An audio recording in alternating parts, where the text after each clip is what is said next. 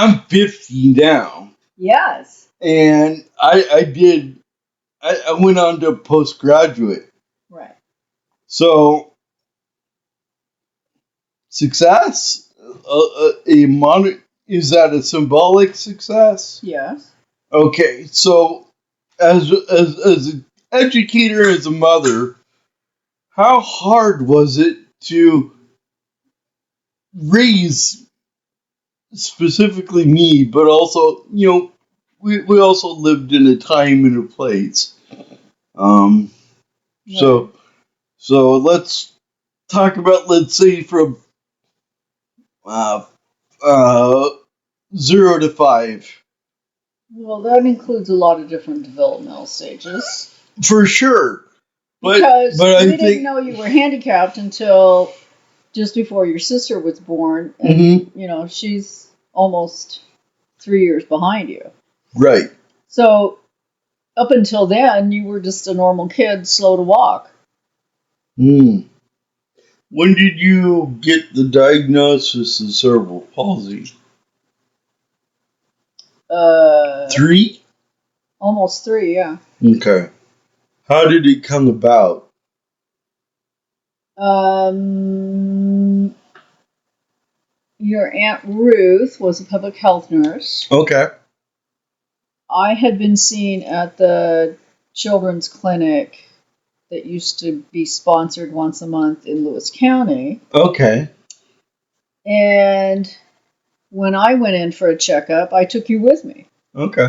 And the doctor looked at your feet and then decided you had braces for that. So we got Okay. braces that were used. Wind blown feet, so it's Just kind. means feet that go in one direction. Oh. Oh. I didn't know that. So when you did eventually learn to walk, your gait indicated that you had a disability. And the doctor Okay. was, everyone was disappointed that they had missed it. And so then you went up to Children's Hospital for the battery of tests. And the diagnosis was you have ataxic quadriplegic cerebral palsy. Oh. So Ataxic. What does that mean? that's the I thought it was spastic quadriplegic cerebral palsy. well, your gait was ataxic, so Oh. they had a little bit to work with. And actually, you didn't have the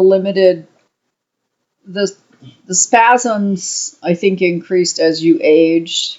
Okay. So I think originally the diagnosis was ataxic, but Okay. progressed into spastic as you aged. Okay. But the therapist came once a week to help with exercises. Okay. And where did that come from? Was that through a state program? No, it was not. It was through the Elks Lodge. Oh. So the Elks had a charitable outreach for disabled children. Okay. And they provided physical therapy. So kind of like the Shriners with their. Well, the Shriners have a whole hospital Right. set up, whereas you were eligible for the Elks. Abby had room in her schedule to come and visit you. So when you were 3, you got to go to the disability preschool. That was the co-op between the Chehalis and the Centralia school districts. Then I took you out of the special services and put you at the Baptist preschool. And got a lot of head wounds on that one. Yeah, well, what was evident in retrospect was that your walking and coordination skills as you grew were diminishing. Yes. So then when you went to kindergarten, you were re-certified for special services. And so you were in the regular kindergarten, but You had a special chair that would keep you seated so you didn't keep falling out of the chair. And for long excursions, we took the wagon in so that you could get in the wagon and nobody had to wait for you to walk that distance. So there seemed to be early on in my development, the other kids were outpacing me. Oh, absolutely. Yeah. Okay. You didn't get your wheelchair to access to school until you were in first grade. Right. How long did it take to get the electrified version? Well, your wheelchair was convertible, so it had a place for the motor unit to attach. Right. As well as you could take that off and put the regular wheels on. Yeah. So you didn't. So when you went to school, you had the motorized, but our house didn't even have a ramp for you to come inside. So you walked around inside the house or crawled.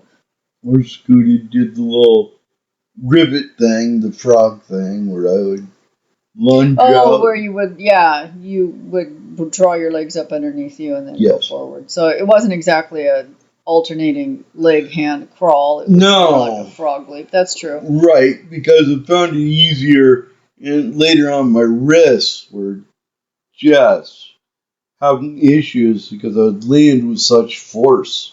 Right.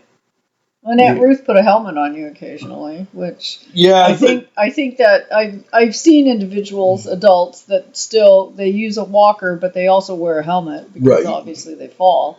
Yeah, it's quite a blow to one's ego to need a helmet with mundane things.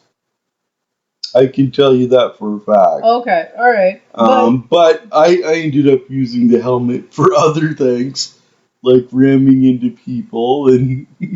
Well, so your first grade you had the wheelchair, second grade you had the wheelchair, third grade you had the wheelchair, but it was still the convertible wheelchair at that point. It was me. Yes, it was electrified at home, and then when I got home, Dad continued that kind of way of doing things. Yeah, you never had a ramp into that house. Which house? The house on Noel. Yes, correct. Why do you think that was? Was there a bit of resistance on whether I was indeed severely disabled? Or was it that you wanted... I mean, what was the rationale? Was it because you wanted to force me to move? Or was it more not my son kind of thing? And you can kind of speak where you and Dad had some real disagreements in this area, I think. I think that since your diagnosis was late, the perception of how you would operate within the house, we always helped you walk from here to there. Right. And so when you needed to move from the couch to the toilet or from the toilet to the pedal, you didn't have a tricycle inside. No, it's one of the things you're no, but it was one of the things I was told as I was getting up. All right, move your legs. We're walking. Right. And even later on, when you came to visit at Christmas time at the apartment that I had in Chehalis, it was upstairs. You were expected to walk up the stairs. The wheelchair was in the car, but we walked. In fact, once when we went down to the bus, we rode the bus around Hawaii. We didn't take the wheelchair on the bus. We just... Well, that was because Hawaii, their level of accessibility was quite limited. They didn't have, at the time, and that was, 1987? 4, 5. Okay. So, at that time, accessible buses weren't a thing. Right. So, therefore, it was either we're going on this adventure without your wheelchair, we're not going. Well, if we were going with your wheelchair, we walked. Right. So it was either you walk with the wheelchair or you ride the bus without the wheelchair. Well, I also remember you guys had that Ford Escort. Yes. But I didn't have the car. Tom had the car to go to work. But there were times that you would request the car. Correct. And you would leave early and come back with it, and then we'd go do our thing. Yeah. But for the most part, we walked. Correct. And that was hard on you. I guess. Yeah. I mean, it probably was harder on Kendra because she was also walking. But you were riding. And you know, I was carrying things. That's true. I was told, you hang on to this because I'm doing the motoring. Well, so we can hang things on the back of your wheelchair, but if we had excess, you'd have to hold it because Kendra wasn't carrying it. Big enough. Yeah, and I wasn't putting a backpack on in addition to pushing you. No, I do I sound like I'm complaining? No, I'm not. I'm just, you know, the reality was we got around, and I mean, what prompted that was, you know, why did you not have the wheelchair inside the house? It wasn't the wheelchair wasn't necessary for you to move around in the house. Therefore, it wasn't put in at that time. But over time, that changed. Yes. Was it a certain event that changed that? I think so. I would have been on your dad's watch. I don't know. It was the dislocation of my hip. When I was 15, yeah, I was complaining of hip problems. Right. So we're like, okay, we're going into children's in a few months. We'll deal with it then. Right. And I went in, and my hip was out of the socket. Now, at that time, that was like, whoa, okay, this is real. Mm-hmm. This is not Kevin just nitpicking and complaining. This is actual fact because we got actual data, independent data that something's amiss with the hip. It's like, there's the x-ray, independent data. It's an x-ray, Kevin. No, I understand, but up to that point, I was told, my understanding of it was, don't complain. Do your thing. Whether it was sit in the yellow chair by the window and read my Vietnam fiction books. Right. Which, I mean, that was a thing. Or it was, going to the bathroom and complaining about sitting on the toilet so long. Or, an issue of moving. I'm having a hard time moving from point A to point B because I got so big. Right. I mean, my frame is that of an adult male. Right. And so, therefore, it would follow that as I become more gangly, I would have harder ways. It'd be harder to move around. Right. But so when did you start using the wheelchair inside the home? Oh,